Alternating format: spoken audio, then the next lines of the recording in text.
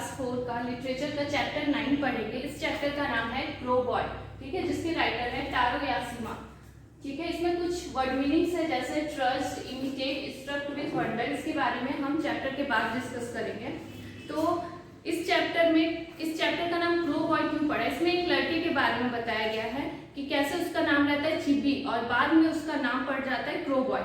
तो उसका नाम क्यों पड़ता है क्रो बॉय, उसके बारे में हम चैप्टर पढ़ेंगे तब पता चलेगा। ठीक है, तो चैप्टर स्टार्ट करते हैं। On the first day of our village school in Japan there was a boy missing. क्या हुआ? एक विलेज में, जापान के एक विलेज में फर्स्ट डे था स्कूल का, उसी दिन एक बॉय जो है वो मिसिंग हो गया, वो गुमशुदा हो गया। He was found hiding in the dark space under the school house floor. और कहाँ मिला? वो एक स्कूल के फ्लोर पर जमीन में गार्डन में बैठा हुआ था, वहां बहुत शांति थी। ठीक है, none of us knew him but we immediately nicknamed him Chibi as he was very small. कोई इसको जानता नहीं था क्योंकि वो उसका स्कूल का पहला दिन था। ठीक है, बट सभी ने तुरंत उसका नाम क्या रख दिया था? उसको एक निक नेम दे दिया था। क्या निक नेम दे दिया था? चिबी। चिबी निक नेम क्यों दिया था? क्योंकि वो जो था वो लड़का वो हाइट में बहुत शॉर्ट था, इसलिए उसका नाम दिया गया था चिबी।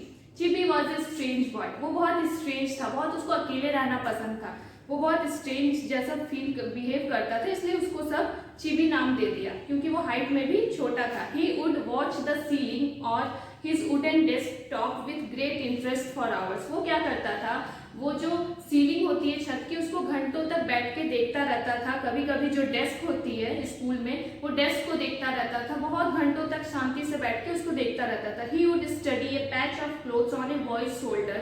He would look out of the window all around the year and find delightful surprises even when it rained. वो क्या करता था? अगर कोई लड़के की शर्ट थोड़ी सी फटी हुई है तो उसको देखता रहता था।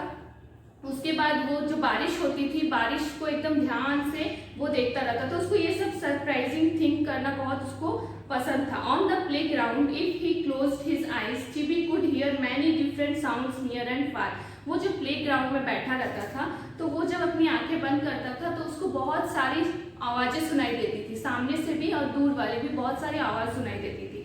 He would hold and watch insects and grubs which we would not even look at. वो जो इंसेक्ट होता है जो मिट्टी के अंदर रहते हैं छोटे छोटे, वो उन इंसेक्ट को देख सकता था। ठीक है, जो हम लोग जो देख नहीं सकते वो उसको देख सकता था, छोटे छोटे इंसेक्ट को देख सकता था जो मिट्टी में रहती है। और इसके बाद हम लोग देखते हैं नेक्स्ट पेज में क्या है। We left Chibi alone. इसीलिए सब उसको अकेला छोड़ देते थे क्योंकि उसे अकेला रहना पसंद था और उसको बहुत अजीब अजीब चीजें वो करता था। He trudged to school and went back home on his own every day, learning nothing in class. वो क्या करता था? वो स्कूल जाता था और स्कूल से घर आता था डेली, पर वो क्लास में कुछ पढ़ता ही नहीं था, उसका ध्यान दूसरी तरफ ही रहता था। And so 5 years passed till we reached the 6th grade, the last class in school. Our new teacher, Mr. Isok, was a friendly man with a kind smile. वो क्या हुआ? वो स्कूल जो था वो 6th स्टैंडर्ड तक ही था, तो वो कैसे करके 5 क्लास तक पास हो गया, वो 6th स्टैंडर्ड में चला गया। तब 6th स्टैंडर्ड में जब वो गया तब उसकी क्लास में एक न्यू टीचर आए। क्या नाम था टीचर का? इसोक। ठीक है, वो बहुत फ्रेंडली मैन थे और वो बहुत, उनका जो स्माइल था वो बहुत काइंड था।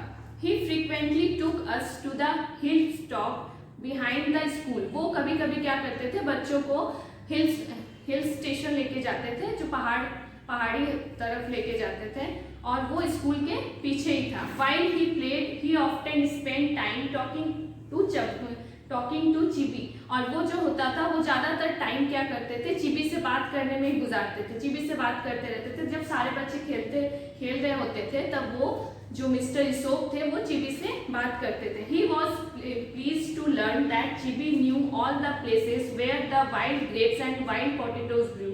वो बहुत जान के बहुत खुश थे कि चिबी जो है उसको बहुत सारी चीजें पता थी कि वाइल्ड ग्रेप्स जो होता है, जंगली अंगूर जिसको कहते हैं, पोटैटोज वो कैसे बढ़ते हैं, वो सब के बारे में उसको बहुत नॉलेज था। He was amazed to find how much चिबी knew about all the flowers in our class garden. वो उनको ये जान के भी बहुत खुशी हुई कि चिबी को उनके क्लास गार्डन में, उनके जो स्कूल है उस गार्डन में कितने सारे फ्लावर हैं, सबके बारे में उसको जानकारी है। Later that year, Chibi appeared on the stage at the talent show. We could not believe our eyes. कुछ दिन के बाद, कुछ दिन बीत गया, तब चिबी क्या किया? चिबी जो है एक टैलेंट शो में भाग लिया, स्कूल में एक टैलेंट शो हो रहा था जिसमें चिबी ने हिस्सा लिया था। तो जब चिबी स्टेज पे आया तो सब जो है उसको देख के सरप्राइज थे कि ये कैसे हो गया, किसी को अपनी आंखों पे विश्वास नहीं हो रहा था। What can we do up there? He wondered. सब सोच रहे थे कि ये यहाँ पे कर क्या रहा है, इसको तो कुछ आता ही नहीं, क्लास में भी ये ध्यान नहीं लगाता है पढ़ने में, इसलिए ये यहाँ पे कर क्या रहा है। ठीक है, अब देखते हैं हम लोग नेक्स्ट पेज में क्या दिया। Then Mr. Isop announced that Chibi was going to imitate the voice of crows. उसके बाद मिस्टर इसोप जो थे उन्होंने अनाउंस किया कि चिबी अब आ रहा है और वो अब नकल उतारेगा, किसका, क्रोज की नकल उतारेगा। Voice of crows, first Chibi imitate the voice of newly hatched crows. पहले चिबी ने क्या किया, जो नए नए हैच्ड का मतलब होता है नए नए बेबी क्रोज जो होते हैं उनकी आवाज निकाला पहले Chibi. Then he made the mother crow's voice, उसके बाद उसने क्या किया, मदर क्रो जो है उनकी वॉइस निकाली।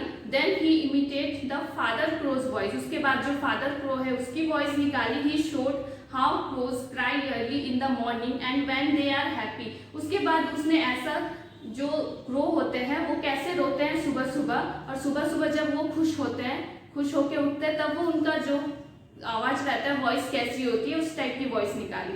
At the end to imitate a crow on an old tree, Chibi made very special sound deep down in his throat, वाट वाट। ठीक है, अब वो जो है वो सारे क्रो की वॉइस निकाली। सबसे पहले तो उसने जो बेबी क्रो है उनकी वॉइस निकाली, फिर मदर क्रो की वॉइस निकाली, फिर फादर क्रो की वॉइस निकाली, फिर जो ओल्ड ट्री पे बैठे हुए रहते हैं क्रो तो वो कैसे आवाज करते हैं वैसी वॉइस निकाली।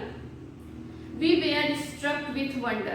Struck with wonder का मीनिंग होता है सरप्राइज्ड एंड डिलाइटेड। ठीक है, और सब उसको देख के बहुत सरप्राइज थे कि शॉक्ड में थे कि ये कैसे इसके पास इतना टैलेंट है। Our minds were taken to the far and lonely mountain side from which Chibi probably came to school. सबका दिमाग वहाँ चला गया कि कैसे माउंटेन साइड में जो है चिबी वहाँ बैठा रहता था शांति से, कोई किसी से बात नहीं करता, तो वो चिबी में इतना टैलेंट कहाँ से आ गया।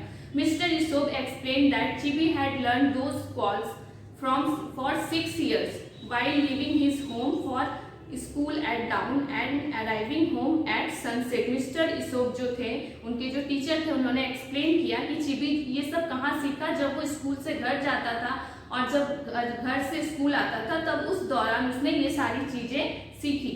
Each one of us cried. We realized how wrongly we had treated Chibi. सब जो थे वहाँ पे जितने सारे बच्चे बैठे हुए थे सबको रियलाइज हो रहा था कि हमने कितना गलत समझा चिबी को, इसके पास तो इतने सारे टैलेंट है। After school was over we sometimes meet Chibi in the village but nobody called him Chibi anymore. कुछ दिन के बाद जब स्कूल खत्म हो गया उसके बाद जब गांव में चिबी गया तो सब ने अब उसको चिबी बुलाना बंद कर दिया, अब उसको एक नए नाम से पुकारने लगे। किस नाम से पुकारने लगे, we all called him crow boy when we greeted him. ठीक है, तो अब जो है चिबी किस नाम से बुलाया जाने लगा, क्रो बॉय।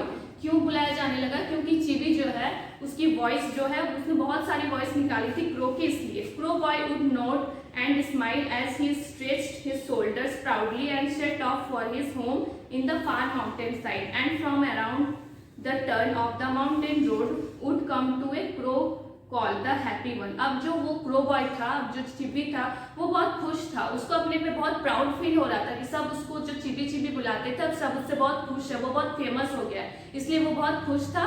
अब वो अपने लाइफ में बहुत खुश था।